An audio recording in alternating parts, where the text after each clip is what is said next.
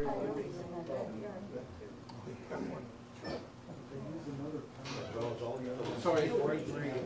about this.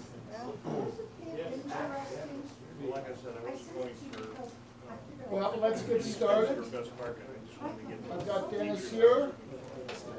So, We're going to talk about Color Monkey and a few other little things on how to calibrate your all your monitors, printers. I don't know what else. And then we also found out he will also be doing a presentation at CAPS, which is November 22nd, and there's a little flyer here. Thank you. No. So I'll give it up to you, leave it up to you, and make it very interesting. You said it was boring. I will try. Well, thank you all for having me here. Jerry's been after me for quite some time to come on over and talk to you guys. Dennis Mervig, I was a photographer, advertising, 35 years. Worked for Fujifilm on the West Coast for 5 years, and now I'm the regional manager for Mac Group, which is Mamiya America Corporation. If you recall some of the old medium format cameras. That company in 35 years has grown to one of the largest professional providers of product. Profoto, Timba, Sakane, X-Rite, ASO monitors, Enduro tripods. So we represent 14 products, and one of them happens to be X-Rite and color management. And since I've been doing it for about 16 years, I figured it would be a pretty good thing for me to kind of focus on the most, because it's the hardest thing to wrap your head around and the equipment around because of constant upgrades in software, upgrades in hardware. Am I still doing the exact same thing? So what I hope to do is get your capture, your edit, and your output to all look the same, at least how you wanted it to be when you first took it. Sorry. Stand up. Consistency, as you know, is one of the biggest issues. The more consistent you are in the way you photograph, the more consistent you are with your outcome of imagery. It looks better, you're shooting less images to get the exact same quality photograph, but maybe in 2 frames rather than 20 frames. And so it's less time for you in processing. In the backside, you're not editing and deciding which one you want, and then color correcting 5 to figure out that you just want that one. So hopefully we can make it all happen for you. The most important thing is capture. If you don't get out of your car and walk over and use your tripod, or at least focus on something different, everyone can do the exact same shot you can, seated in your car as you're driving down the road. So let's get out of the car and let's walk over and take some good photos. Most of you are doing landscape? Yeah? Portraiture? Weddings? No weddings? That's first. Just shooting for fun or shooting for profit? Fun. I like you guys already. This is wonderful. Anyone still shooting film? All digital? Here. Excellent. Here? Those that are here. Oh, those that are here. Okay.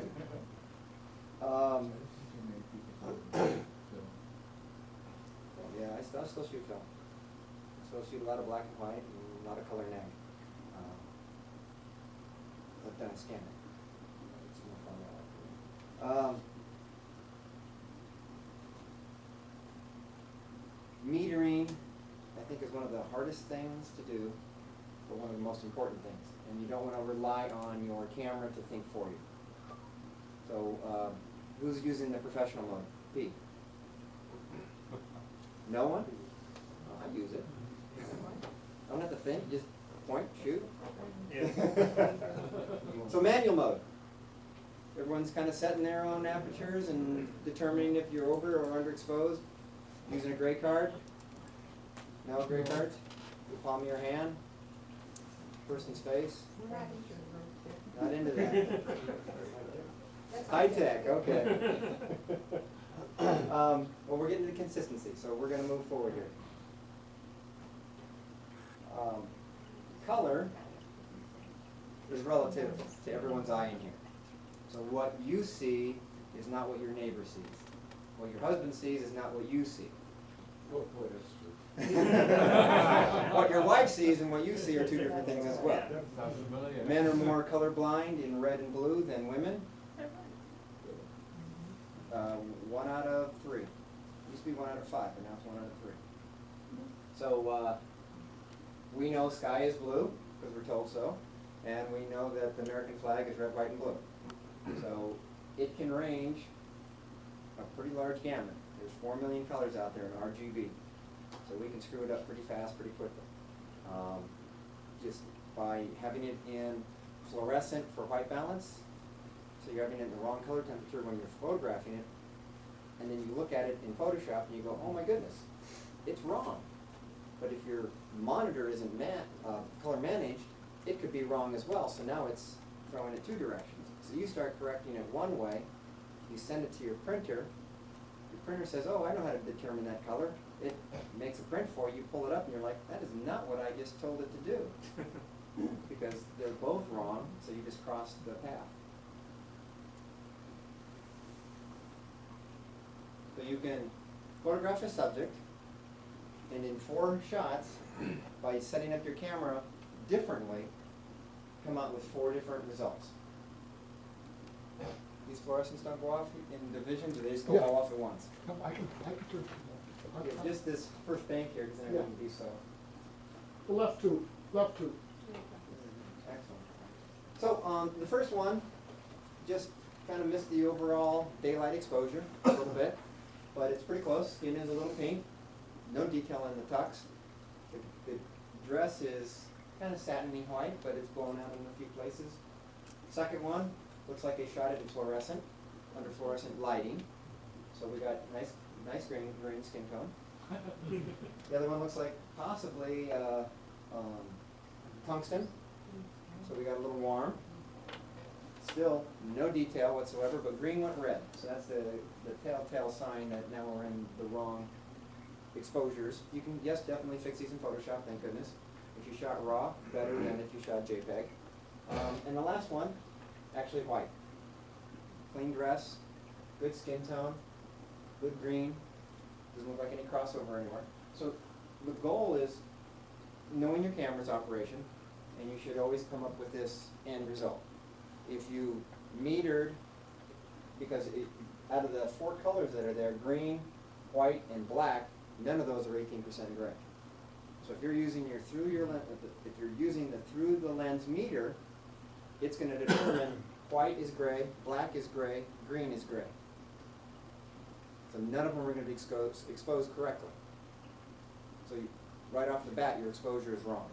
So if you have a little gray card, or if you use a handheld meter, at least you know what the exposure is falling on your 2 heroes, the subject, people that are going to pay you at the end of this. When you say exposure, are you talking color temperature? No, I'm talking about what am I going to expose this at? 125th at f8, or, but if I use my camera meter, if I meter the dress, it's going to give me 1 exposure. If I meter the tux, it's going to give me another exposure. But both of them are going to be very similar to gray in their own respect. So the white is going to become gray, the black is going to become gray, because that's what a reflex lens meter will do. It wants to turn everything to gray. The handheld meter already is gray. It's just reading light falling on a subject and telling you what that output is going to be. So it's not a reflection. So a spot meter is a reflective meter, so it's going to bounce the light off, but it's going to give if the rock or the stone or the bark is dark, it's going to give you a false reading. It's going to say, oh, to make this 18% gray, you need to open up 2 stops. If it happens to be glassy water, it's going to see a highlight, it's going to say you need to close down 2 stops to make this 18% gray. Yes, sir? So you have to know at the outset what it is that you want 80%. Correct. You want the white or the black, and that's your spot meter. You're not doing an average meter. Well, with your camera, correct. But if you had a an incident meter, you could actually put the dome out, walk right up behind them, click on it, within a couple feet, if you're in the shade, if it's a canopy of a tree, 10 feet from me to them, it's the same light, you're done. You may get a little bit more skylight glow over here than you do all the way underneath, so you just may want to walk up. So you're saying the light incident on that meter is enough to cover it regardless if it's white or black? Well, it's going to make the black gray, the white gray, and gray gray. That's what it does. So if you happen to have a little gray card, and you walk into the scene, you could actually just put your meter on it through your lens and go, oh, look, 125th of a second or 250th of a second at f11, it's neutral, or my exposure is correct. That's all you care about at that point. You've already set your camera to the white balance that you think is right for the day, sunshine, open shade, and you're going to leave it locked in that because you can always change that in post. If you're not going to do a custom white balance, which is a lot of work, because it only works in a small area.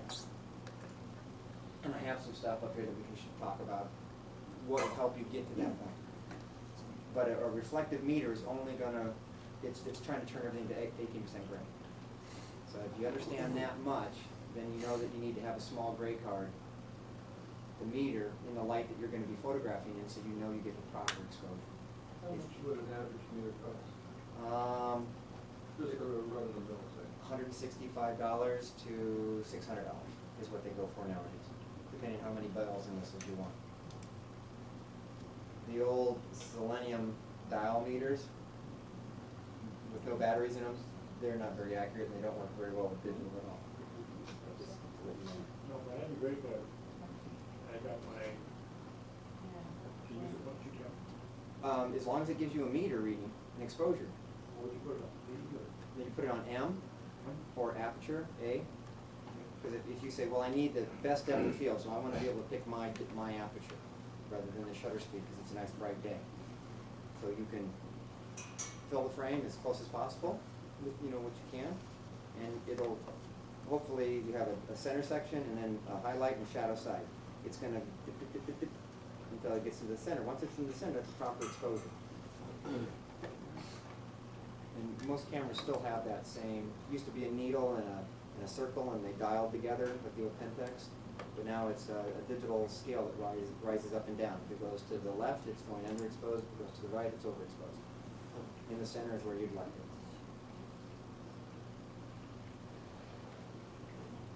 So what we're going to do is, we talked about the capturing. If we can get a good exposure, when you go into Photoshop or Lightroom or Elements, it's going to be a lot easier on you as a photographer, not spending 3.5 hours looking at 1,000 images. If you calibrate your monitor, it's going to give you the advantage of looking at the neutrals from that monitor so there's no bias. Every monitor has a bias, a color shift in some fashion, either cyan, which is bluish, or reddish, more magenta pink. Some have a green cast, unfortunately, which is very difficult to eliminate. It's almost worth taking that back as soon as you turn it on. And then your printer profile.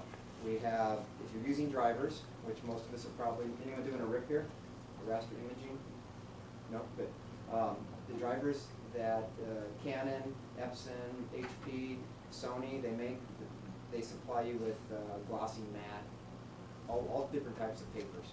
And then the manufacturers of the papers also supply a driver for that paper. How much ink will be applied when you're using that canvas paper? Yes, sir. My LCD monitor says you can change the degrees Kelvin or something. Correct. That monitor has somehow. Well, how does that fit into this? Does that affect what you're talking about? Yes, it will when we get to the Okay. monitors. Yeah, if you can control your highlight or your brightness and your contrast on your monitor, you're way ahead of the curve. Or you just set the degrees Kelvin somehow, going in as part of the setup or something. Well, you can do 6500 to 2.2, which is the gamma, and then you still need to profile it though, because it's an electronic device, so every time it gets charged, it drifts one side to the other. They don't stay very stable, unfortunately. There's a few out there, but they're a little expensive. So the drivers that come with the printers are better and better every year. So for all the papers that Epson makes, they pool 5 or 6 printers and use multiple lots of paper, different die lots, to verify that on this matte paper and on this image, in the image is actually something like this, but it's 4,000 squares, this is only 1440. So it's 14,000 squares, they're little bitty ones, and it's on a huge sheet, and then what's called an ISO. It's a computer generated, or a computer arm. It reads all these little bitty squares. It averages multiple prints from multiple printers to get what they send out to us as a printer profile. So when you go in and say, oh, I want to use glossy, premium glossy art paper, that profile is now coming to us for free from Epson, but it's been maybe 30 or 40 prints to get to that point, because they're averaging all these prints on different machines, different times of the day, cold printers, hot printers, to get that color temperature correct. So that it's a very good generic is what I'm trying to tell you. So when you make a custom profile from the Color Monkey or from one of the X-Rite devices, you're customizing what they've already done for your environment. So you're going to the next 25%, let's say. What they give you is about 20, or maybe about 50%. The last 25 is using these methods, and then how you shoot is the last portion as well. And then your own flavor, what you feel, and how you like your images to look. I'll teach you how to soft proof. Do you all soft proof? Can you soft proof in Elements? What is that? It allows you to take your image. We'll do it in Photoshop because I don't run Elements, but it allows you to load your image and then pick the substrate or the paper that you're going to print on. And you can see what happens to your shadows, your highlights, your colors. Does it get washed out? Does it get real oversaturated? And so before you ever print and waste the time of ink, paper, and maybe the 15 or 20 minutes that it's going to take to make that print, you just save the time. Because you can see on that paper that was the wrong decision. Even though I wanted to put it on that paper, it's not going to work. And you select a couple different papers until you find the one that your image looks the best on. If you still need to use the paper that you selected, you can still edit it. You can go into curves or to levels and adjust your color, your saturation, your intensity, and then make it look like as close as you can to the first print or your first concept of what your print was going to be, and still run it. Yes? So it's simulating on the screen what the different papers and chemistries are going to wind up giving you. Absolutely. And if you're going to a wet lab, you can do the exact same thing if you have one of their profiles. Or if you're going to swath, like they do here in the back, CMYK, it'll determine on matte coated, it's going to look like this. On glossy uncoated, it's going to look like this. It saves you a lot of hassles.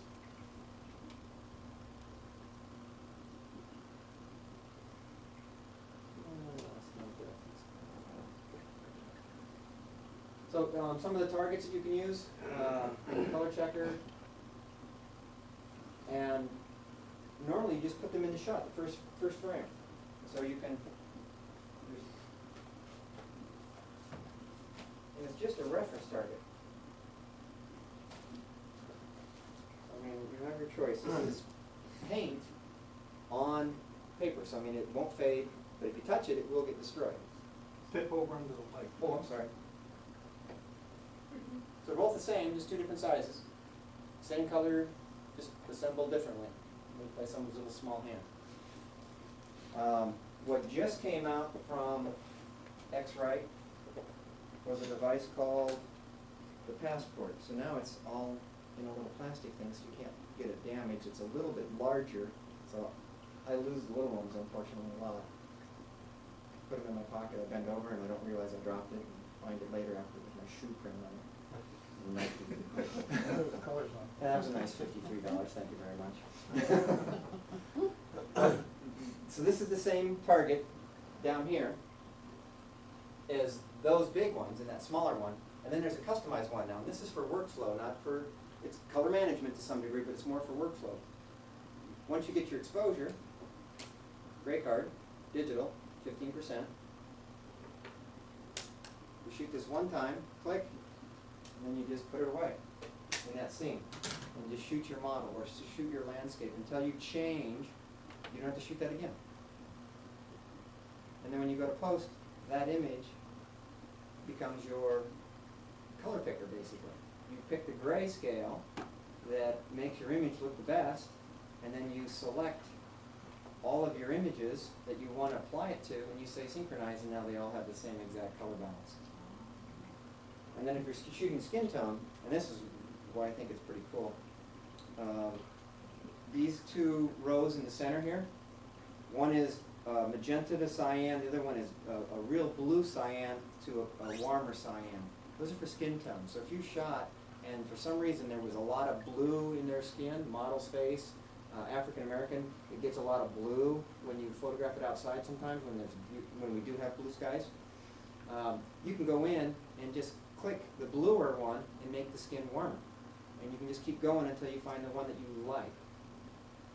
Doesn't matter, but it gives you a custom profile that is an ICC profile, and you can bring it into Photoshop or Lightroom. Wait, you focus just on a particular color or the whole page? Well, it depends on what you need. If you just want to neutralize your shot, you can do it with these grayscales right at the bottom. And then if you're in Photoshop and you want to customize your output, because it always gives you 255 to 0 for black, but you can go in and to preferences after you shoot this at 100 ISO with your exposure, and if your exposure happens to be one of these two, let's say the meter said or your camera said on the gray card, or just a meter, to shoot it at f8 at 125th of a second. Well, the thing I don't get is, how do you focus on just the one square? Oh no, you don't. You shoot the whole card. You shoot the whole. Okay, that's what I was wondering. Yeah, you don't need to have to just shoot that square. Sorry. I'm gonna say, Yeah, you have a macro lens. all right. But then your exposure should be either one of these two, at 125th at f8. If the one it is, you say, good, that's a good exposure for me. Then you can apply. Again, how do you know which one you're picking? You're using the Photoshop dropper. Oh. You're Okay, trying to now find you 118, Photoshop. 118, 118. I thought you were still on the camera. No, we shot it. We're in processing now. Apologize. So these are neutralizing as well as an indicator. Is it overexposed? If this is over 255, I apply with no detail. Okay, you've taken a picture of the card. Correct. And now I you got it in Photoshop. I can do highlight, midtone, and shadow, and I can customize for 100 ISO Photoshop based on my camera, or 200 or 400 ISO. And now I can say, this is now my preset, this is what I want to use all the time. How much is that roof edge cost? Right now, I believe everyone's selling it for about $99. So you're selling it? My companies, I sell to dealers, I don't sell direct. But from what I understand, everyone's been selling it at $99, but then next year it goes up to $120. You know, these little shows, don't you look like an airport? No. I can do 10%, I can't do a half. We start big. I don't blame you. What kind of Just- places just would ask. carry this? I'm sorry? What kind of places would carry that stuff? PJ's, Helix, Calumet, Central, Wolf? don't deal with Wolf, Helix. Helix would. PJ's is just out here in Glen Ellen. Keith, he's a real good man, he's been there for 15 years or so. Knows his business, has a This good is shop. basically an media dealer, Professional dealers, just professional. yeah. I don't know if Wolf is gonna buy it, that would be nice, because I think it's a good tool for anybody who's a shooter. Because everyone's using Photoshop nowadays, or Elements at least, so. Have you ever worked with GIM, No, the graphic image or GNU image manipulation program, the open source one? no, I have not. So, monitors, as I mentioned, all come with the bias. When they're shipped from the manufacturer, they're made to look as good as possible coming out of that box. You know, it may be 7,200 Kelvin temperature, so it's really bright, really blue. But when you turn it on and you look at it and you're like, hey, that looks really nice. You know, your eyes adjust to it right away. And when you finally profile that and it comes down to 6,500 at 2.2, it's like, wow, that looks really dingy and gray, but it's the appropriate exposure. Because what's happening is your printer can only hold a threshold of light indicator, which is candela meter squared, between 80 and 120. That's the maximum. So if the monitor comes in at 140 and you're editing your images at 140, you're looking at highlights and you're bringing them down, and then when you go to print them, now they're really down. Because you just lost a half a stop, if not a full stop, just by editing in the wrong color space, not a color space, but Kelvin temperature space. So that's why when you use a tool other than your eyes to adjust your monitor, it's setting everything to factory defaults to some degree, but then it's saying, oh, here's where your blue is wrong, here's where your red is wrong. So it stacks up this information and says, I'm going to make a profile. Every time I see that numeric number, I'm going to correct for it and show you the right number, even though it's telling me something different. So profiling your monitor, I think, is the only thing that should be done on a monthly basis. And you can get away with having a printer profile that someone else made. You can use a generic profile, an output profile, and you'll get extremely close, if not 75 to 80% all the way there, looking good. You could say, oh, you know, I want it a little warmer, I want it a little cooler, but that's personal preference. But if you're judging color incorrectly, because your monitor is off, your prints are always going to be off. Your lab is always going to be off. And it's not their fault, it's just you're seeing the color one way, you're correcting for it, and then sending it to your printer or sending it to your lab, and they're doing what you told them to do. Try to adjust it. Unless you're having them pay, you're paying them to color correct your images all the time.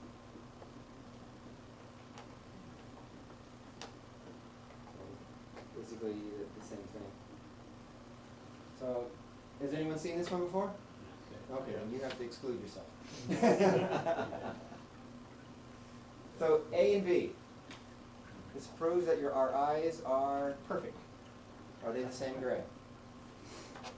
By looking at this, are they the same gray? The squares or the letters? The squares. They're exactly the same color because the influence from the green and the shadow throws us off. It's changed the color or the density of the gray in the shadow to look different. Same or different? It's just rectangles. Same. So you know where we're going now, okay? We've got one more. All right. Blues. The blues. This one looks a little bit washed out to me. Huh? So, how many Mac users? If you how long? Like 15 years. Okay. Remember when they used to ask us at the bottom to color profile the or adjust the monitor with those little gray numbers inside the squares? Uh-huh. And you dial the highlight brightness until they all blended and you couldn't see them anymore? That's You're so wrong. judging by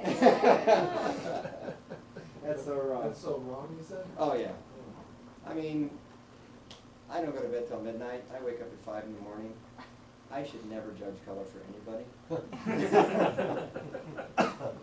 I mean, if I was shooting and working like you guys do, you know, on monitors, and I have 2 ASOs, I can't judge color. And my eyes are so tired and so shot that I see blue and there's no blue and I'm correcting for blue and I print it and I'm like, where did that come from? Yes, sir. Are these what you're talking about, are these tube or LCD? These are IPS. They are Hitachi screens. They're flat panels. Oh. But it's the top of the line. So what they have stability. They have 5-year warranties. They are 98% Adobe 98, 110% sRGB, 120% NTSC. So they go beyond what our norms are for accuracy in those color spaces. So apparently we've gotten to the level of technology where people are no longer saying, stick with the tubes, they're still the best. Correct. Yeah. ASO started in the medical firm, or medical side of things. Their plasma TV, or not, they're not even plasma, they're LCDs, that are in operating rooms are $20,000. But when you're looking at cancer cells blown up magnification-wise, it doesn't fall apart. You can see if it's a cell or if it's a tumor, and that was the whole idea. And someone said, wow, those would be great in the graphic side. Well, someone said, okay.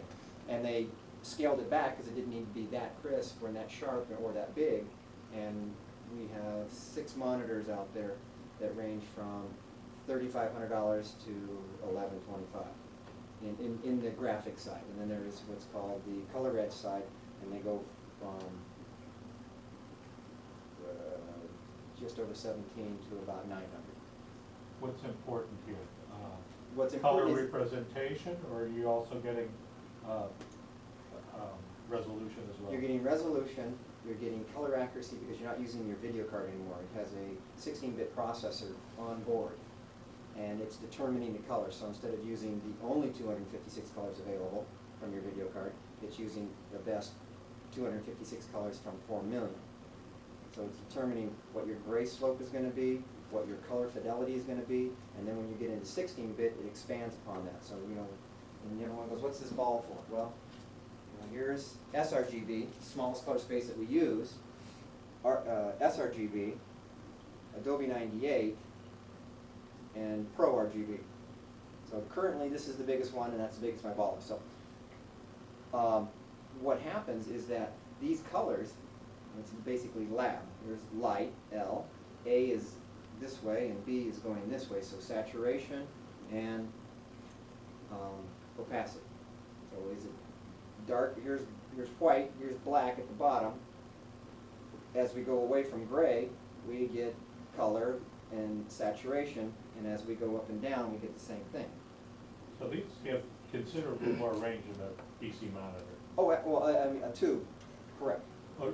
Well, obviously than some of the LCD monitors now even cut back from like 256 to 64 because it's cheaper. Correct, absolutely. I mean, unless you're paying about $600 to $800 for your LCD monitor, you're probably only buying the Type 1 monitor, so you're not getting a full usage of the color. It's not giving you a full bit depth of more than 8 bits, if that. Some of them are cutting back to 6.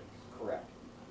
So for us, looking at color, depth is the whole thing. We need the biggest buckets that we can to see as much color, much saturation as possible, because it may influence how we print that photograph. So or these how are doing what, 14 or 16 bit? They're using 16 bits. Okay. 3 of the monitors are using 14 bits, 2 are using 12 bits, and 1 is using 10 bit. But it has what's called 3D rendering inside for lab, LAB. So now it's taking that color and squaring it. So you can see off of 1, you can see 16 different reds,